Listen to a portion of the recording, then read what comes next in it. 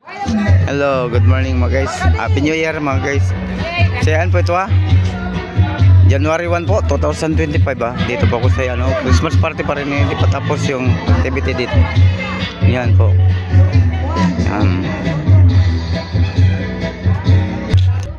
Yan po. Dito yung nangyayaan barangayaan po. Yan, Yabong Samar.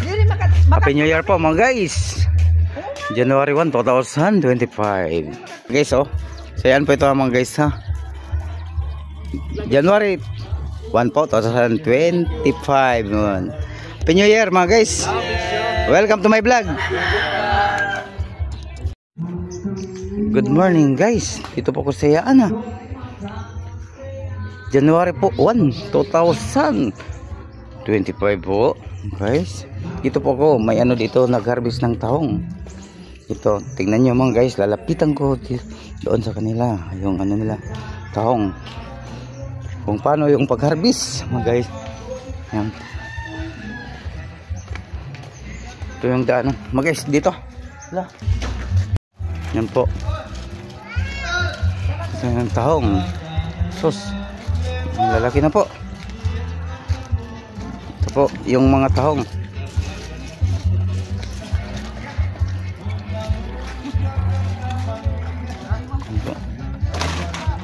Tahong ito Yan po yung mga tahong nasa kawayan po mga guys. Yung tahong, yung pagtanggal ng tahong. Welcome to my vlog. Happy New Year. Happy New Year.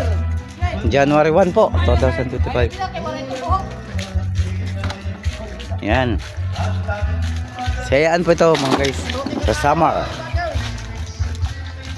Yan. Daming tahong dito, seafoods.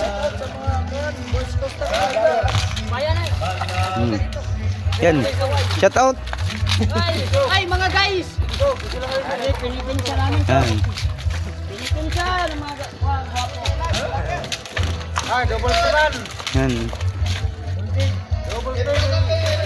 Mga guys, diretso ini-deliver Deliver.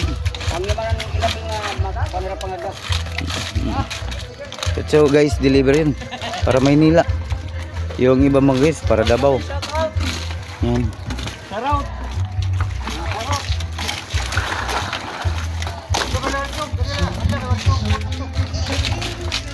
Estimate mga pera ka sako. Mga pera ka sako estimate yun. Polo tanan na. Inila. Yan, mga guys, mga tinsak. Lahat makukuha dito. Tinsak.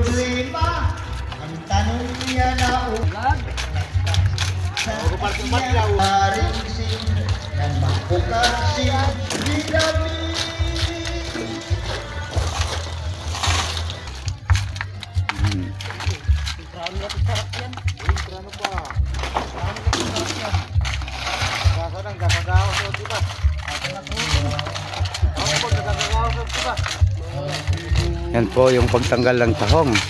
Kawayan pag guys. Tatanggal yun sa ilalim ng dagat, hinuhugot yun.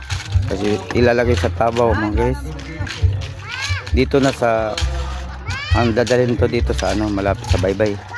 Dito na tatanggalan yung mga kawayan ng tahong. Ilalagay sa sako.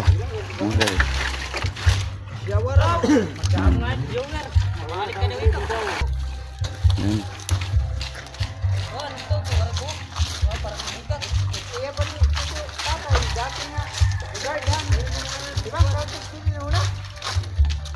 Yan. Yan po yung pagkuha ng tahong. Mga guys, dito po ito sa Hayaan. Low tide po ngayon, low tide mga guys. Dito pa, doon yung basketball court, doon ako kanina dahil hindi pa yung parang party, may pa rin. Tagay-tagay mga guys. New Year naman ngayon mga guys. Siyempre, pakisama tayo. Yan. Respect mga guys.